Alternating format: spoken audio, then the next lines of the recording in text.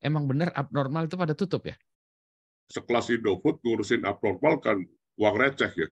Itu hampir nggak pernah ganti menu. Meskipun yang tadi yang baru pemula-pemula itu mungkin 3 bulan juga pada bangkrut kayak. Iya. Kita mau bahas soal yang rame itu adalah tentang abnormal. Emang benar abnormal itu pada tutup ya? Benar nggak sih? Oh ya? Di tempat saya tutup, Pak. Oh ya, saya baru Ya. nyadar. Begitu ini abnormal tutup. Tutup di Bogor tahun kemarin. Walah, ada tutup terus. Oke. Baik, nah sekarang kita pertanyaannya satu. Kenapa abnormal tutup? Mangga, siapa yang mau nanggapin? Kalau menurut saya, Pak ya, menurut Ya. saya ya, ini kan abnormal kan katanya di take over sama Indofood ya. Ya. Nah, menurut saya ya sebetulnya kan sekelas Indofood ngurusin abnormal kan uang receh ya, repotnya setengah mati ya. Jadi sempatin aja. Mungkin menurut saya begitu. Silakan Emil. Ya, Mil. Oke. Ini Pak, sebenarnya aku setuju sama yang disampaikan Mas Benix ya soal abnormal ini. Jadi kan sebenarnya bisnis itu ada core-nya, ada support-nya. Nah, mungkin kita nggak akan bahas support-nya, kita bahas core-nya. Core-nya bisnis F&B itu ya kan makanan dan menu-menunya ya Pak. Nah, abnormal ini terutama setelah dibeli oleh Salim Group itu hampir nggak pernah ganti menu. Dan kalau ganti menu, itu tuh otoriter dari atas, yang datanya itu atau pertimbangannya nggak jelas berdasarkan laku atau apa, Pak. Jadi, ketika core-nya aja asal-asalan, dalam merotasi menu itu asal-asalan, dan setahun sekali aja tuh belum tentu itu ganti menu, ya jelas lah bakal bangkrut, Pak, kalau itu. Kalau dari saya sih setuju dengan Mas Benix, terutama poin itu ya, di core-nya itu ngawur, Pak. Nggak pernah ganti menu itu fatal banget buat F&B. Oke, Gani. Nah, kalau saya lihat sih memang udah keniscayaan ya abnormal bakal kayak gini karena arena bisnis yang lawannya banyak self employee itu memang kayak gini, kayak penjahit. Penjahit itu kan banyak konveksi-konveksi yang self employee. Makanya kalau bikin garment yang gede itu memang susah karena self employee itu murah, lebih cepat, kadang lebih bagus. Nah, abnormal ini kalah sama kafe-kafe yang saya lihat memang banyak self employee kan sekarang lagi ngetren, udah 5 tahun ke belakang lah ngetren. Lulus kuliah bikin kafe, belajar barista sebulan, bikin kafe, dan dia kan menggaji diri sendirinya belum layak, jadinya nggak mahal si produk operationnya, sedangkan abnormal udah kegendutan, jelas kalah sama yang self employee gitu menurut saya. Meskipun yang tadi yang baru pemula-pemula itu mungkin 3 bulan juga pada bangkrut kayak. Iya. Itu juga itu jatuh bangunnya yang tumbang udah banyak banget lah, saya lihat udah banyak banget. Tumbuh lagi baru lagi yang ini lagi ya gitu ya. Oke, Mas Helmi. Kalau saya kok melihat juga ya, faktor pandemi itu juga turut menghantam ke abnormal ya, karena yang ingin saya tanyakan malah ini ke Emil ya. Sebetulnya abnormal itu ceritanya bagaimana ya kok dia bisa naik terus kemudian menarik investor kayak Indofood itu. Karena kita masih ingat waktu awalnya itu memang menarik. Jadi saya pun datang loh waktu ramai sebelum pandemi itu kan. Dan kelihatan kan oke ya, artinya semua orang beli makanan. Jadi kelihatan dia itu kan tempat duduknya sederhana, tidak banyak yang aneh-aneh, ya kursi biasa, kemudian Indominya juga mahal begitu. Jadi masuk akal rasanya dia dapat untung begitu. Nah, yang saya masih penasaran adalah bagaimana cerita dia naik, melesat, dan investor kok kemudian turun selain karena faktor pandemi. Emil. Jadi gini ya, Pak, masalahnya ini direkam ya, nggak tahu nih, ntar Gani cut aja ya. Jadi Mas W dari kopi kalau mau di-cut bilang dulu, yang ini bagian ini off the record. Iya. Nggak, jadi gini ya, Pak, kalau waktu itu dari cerita. Karena gini, waktu itu Mas W itu memang sempat diminta menjadi CEO-nya abnormal. Cuma nggak jadi karena memang masih fokus di kopi waktu itu. Nah, jadi kurang lebih ceritanya itu simpelnya gini Mas Helmi, abnormal itu baik-baik saja sebelum Salim Group masuk, Mas. Bener kan berarti ya di awal. Jadi gini, abnormal itu kan dulu kan sebenarnya kan ada 2 ya yang memang benar-benar capable ya di Bandung ya. Yang pertama sebenarnya hanya 2 cabang mereka fokus. di Pati Ukur dan di Ciamplas. Itu pun menunya beda. Dan aku ingat banget, sebulan sekali itu menunya dirotasi, dan di 2 tempat itu menunya beda. Begitu Salim Group masuk. Yang di Ciamplas lebih bagus ya? Iya. Tergantung Pak, ada yang lebih suka DU, ada yang lebih suka Ciamplas. Karena ada menu yang di DU ada, di Ciamplas nggak ada. Benar. Namun ternyata setelah berjalan Mas Salim Group masuk, menu semua tempat disamain Mas. Udah itu jadi masalah langsung. Jadi kalau menurutku ya memang kalau aku melihat, jadi waktu itu Mas W ini juga nolak. Kayaknya sih memang mereka tidak ada CEO yang emang capable, yang ngerti core bisnis makanan itu pada rotasi menu sebenarnya. Karena gimana pun juga kan kebenaran dari bisnis itu adalah ketika dibeli customer, dan customer itu menghukum menu yang nggak enak dengan tidak dibeli dan menghargai menu yang enak dengan dibeli kan. Nah, ketika semua menu di semua tempat disamakan, padahal segmen market tiap lokasi aja beda-beda, semua menu disamakan dan rotasinya sangat jarang, ya itu kan artinya sebenarnya emang udah cari rugi sih, Mas. Nah, di sini mungkin takutnya ya kalau direkam, aku sebenarnya menjudge bahwa kayaknya Salim Group ini kayak nggak niat untung, Mas, di dalam bisnis makanan ya. Karena kalau emang dia berniat untung, dia pasti bakalan nyari CEO yang emang capable banget di aspek F&B. Kemudian ini tuh emang bakal merotasi menu terus-terusan. Kalau aku ngelihatnya, manajemen abnormal yang setelah Salim Group ini masuk, itu tuh kerjaan itu malah lebih kayak gimana caranya supaya barang-barang retailnya Salim Group itu semua bisa dijual lewat abnormal. Jadi pendekatan yang awalnya itu adalah berdasarkan selera customer yang memang menu itu selalu dirotasi, sekarang pendekatannya adalah jadi otoriter, kita punya barang apa keluarin lewat toko, punya barang apa keluarin lewat toko gitu. Jadi malah lebih kayak bisnis Indomaret dibandingkan bisnis warung makan sebenarnya, Mas. Itu sih. Berarti berarti sebetulnya konsep abnormal dulu itu ya masih relevan, jangan-jangan Emil. Yang dulu yang maksudnya yang mana nih, Mas Helmi? Sebelum investor masuk. Oh iya. Oh, sebelum untuk yang artinya 2 cabang menu berbeda, jadi orang akhirnya kan pindah-pindah gitu. Jangan-jangan relevan ya yang sederhana gitu.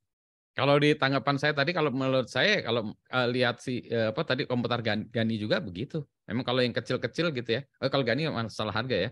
Ya memang kalau menunya beda-beda ya memang relevan. Nah, kalau aku ngeliat ini loh Mas Helmi ya, harga juga. Namun menurutku harga itu nomor sekian. Karena orang kalau udah suka sama tempat, udah suka sama makanan, harga mahal dibayar, Mas. Bakmi GM coba deh kalau dilihat.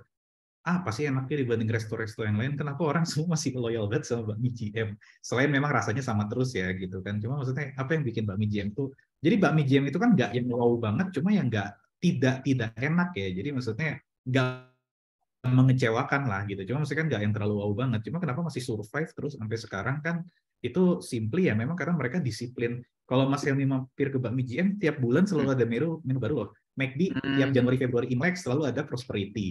McD tiap kita lewat tiap bulan 17-an selalu ada entah menu ayam rendang kayak atau apa. Jadi selain mereka merotasi, mereka juga nge-propose menu baru ke customer tuh tiap bulan. Nah, sejak Salim Group masuk, itu tuh kayak hilang sama sekali di abnormal, Mas. Semua menu itu hanya berdasarkan apa yang ada di stoknya grup. Gitu. Oke, tapi terima sih kasih. mungkin enggak gitu juga. Kan sebetulnya kalau saya lihat ya, sebetulnya aneh kalau Indofood ambil abnormal itu aneh. Sama juga kayak Lipo ambil Matahari, pasti bangkrut itu. Terus kemudian sekarang itu si CT ambil Carrefour, itu nggak inline, bisnisnya nggak inline sama sekali, sangat yang berbeda sekali. Jadi ya bisa hampir dipastikan gagal. Maka itu kan sekarang yang sekarang gantinya apa, Carrefour itu gantinya kan Transmart. Transmart juga banyak sekali yang tutup juga, Pak. Transmart juga nasibnya banyak sekali yang tutup. Jadi memang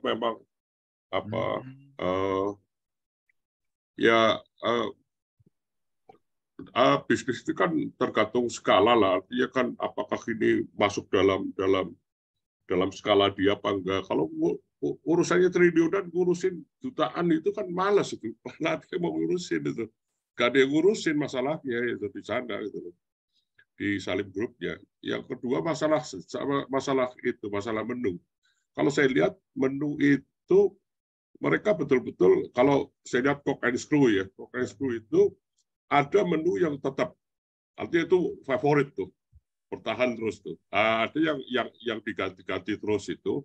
Nah itu yang kurang laku lah kira-kira. Statistiknya dia lihat dari data statistik tuh, dan beda-beda juga di Jakarta Selatan apa, Jakarta di pusat apa, di mall ini apa, beda-beda. Jadi memang pengelolaan suatu usaha, entah itu restoran atau minimarket atau apa, itu memang perlu perhatian khusus ya, perlu keseriusan ya. Saya rasa kalau abnormal itu memang ownernya nggak serius, jadi ya tutup juga nggak apa-apa. Kira-kira begitu mungkin Pak Budi. Oke, baik. Nah, saya nambahin satu lagi ya. Satu itu bahwa ada yang memang mengatakan bahwa ini masih teori aja. Oh sebetulnya abnormal nggak apa-apa, rugi juga segala macam, kan dia digunakan untuk cari data. Cari data mie apa yang paling apa ya yang lagi disukai orang, terus orang. Jadi sebetulnya kan kalau sekarang grupnya Salim Group itu mencari data berdasarkan data di hypermart ya, hypermart atau jaringan Indomaretnya dia yang dibeli apa, barang apa, segala macam gitu. Nah, tapi dia nggak punya jajaran warung-warung pinggir jalan tuh, warung pinggir jalan tuh di sini apa Indomie goreng atau Indomie apa yang dicari orang kan gitu ya. Jadi itu dipakainya untuk sebagai alat ukur. Meskipun menurut saya kalau hanya abnormal itu ukurannya kurang banyak juga sih ya. Nah itulah yang dilakukan juga oleh Warung Pintar kan ya. Warung Pintar akan mencoba mencari data di warung-warung kios kecil. Di sini penjualannya banyakkan Aqua atau Fit atau apa gitu ya. Rokok di daerah sini tuh gudang garam atau jarum atau apa. Itu masing-masing jenisnya juga apa. Nah data itulah yang nanti dijual ke yang besarnya ya, Unilever lah, Procter & Gamble lah, dan seterusnya. Jadi bisa jadi gitu. Jadi dia itu ya rugi-rugi nggak apa-apa, tapi dia punya data untuk diolah dan dijual ke B2B yang lebih besar. Nah, itu dari saya. Ada lagi yang mau nambahin sebelum kita tutup section ini? Nambah dikit.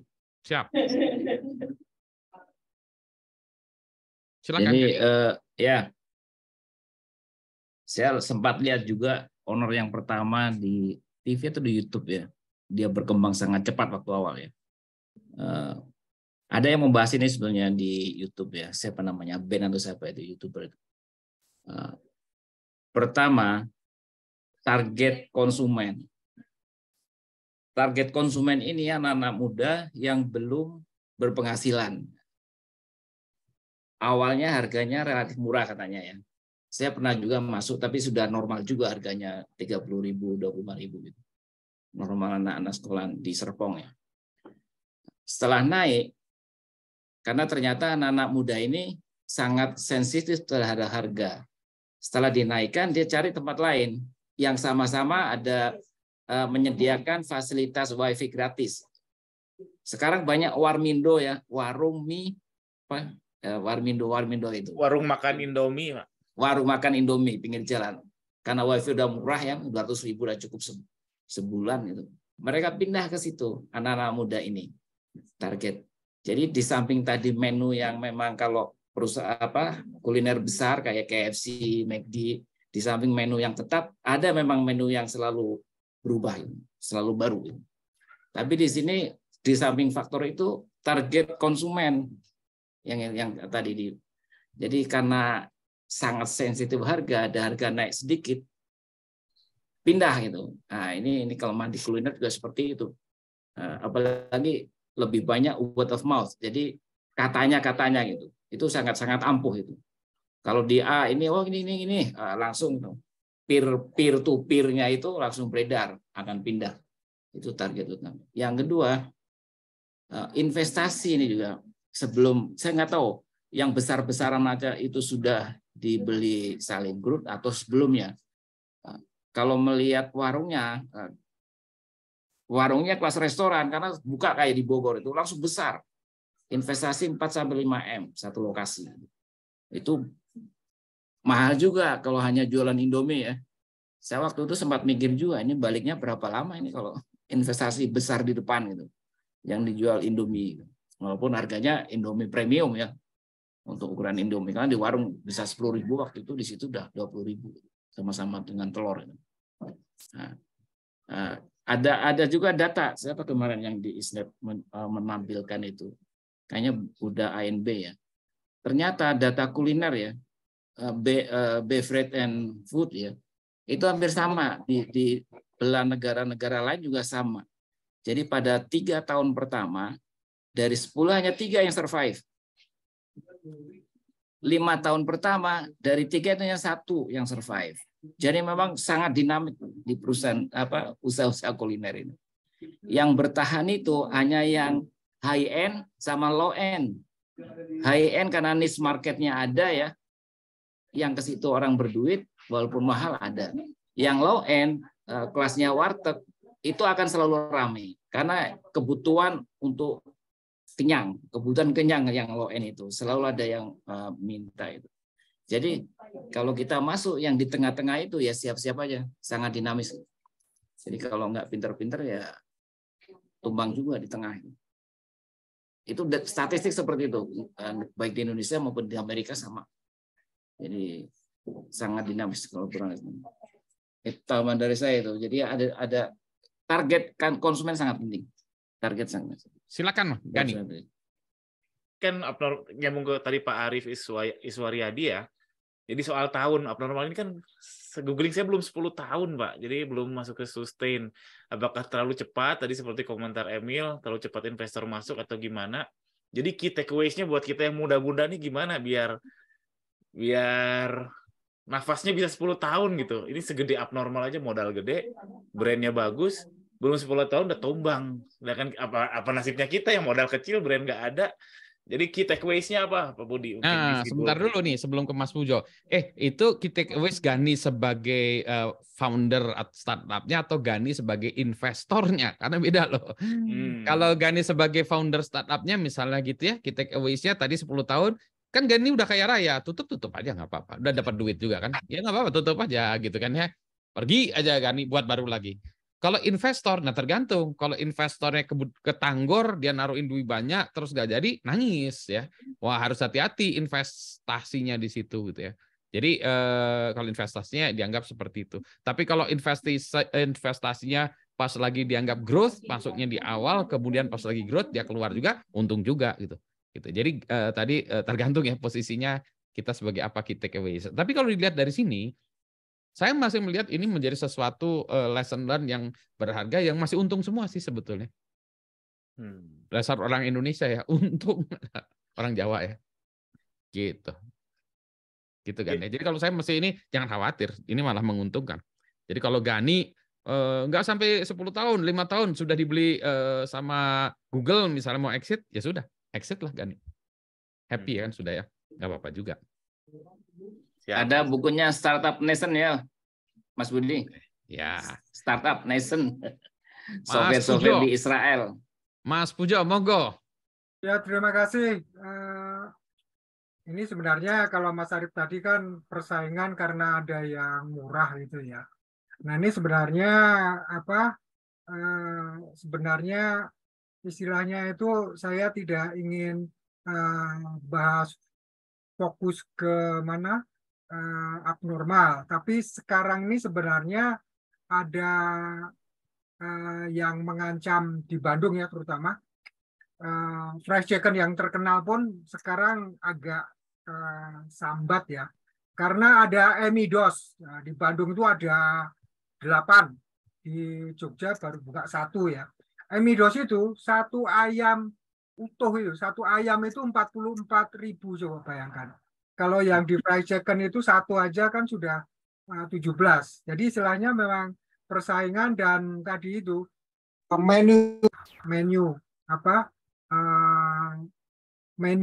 menunya inovatif gitu.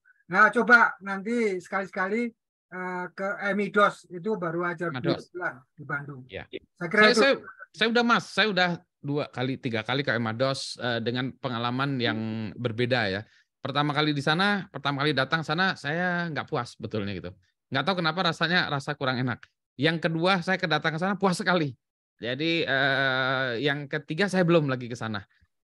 Dari segi rasa oke lah ya, cuma pengen tahuan aja gitu. Ayamnya enak, shawarmanya ya biasa aja lah kayak yang lain-lain aja, nggak excellent amat. Ayamnya saya bandingkan dengan kalau saya itu ayam gelael, jadi roasted chickennya gitu. Tapi kalau dulu yang ini yang di Kanada itu namanya Swiss Chalet. Swiss Chalet itu masih the best roasted chicken menurut saya. Tapi gitu ya. Tapi Emados saya lihat oke ada, tapi nggak challenge menurut saya, masih belum ini Mas. Tapi boleh jadi ya. Meskipun saya masih menganggap itu biasa aja lah. Mixu malah yang saya mixue atau mixu nih yang masih malah menurut saya itu yang lebih mixe kayak FC aja yang merupakan sesuatu yang harus diperhatikan malah. Miswe. Begitu. Baik, saya kembalikan ke Gani.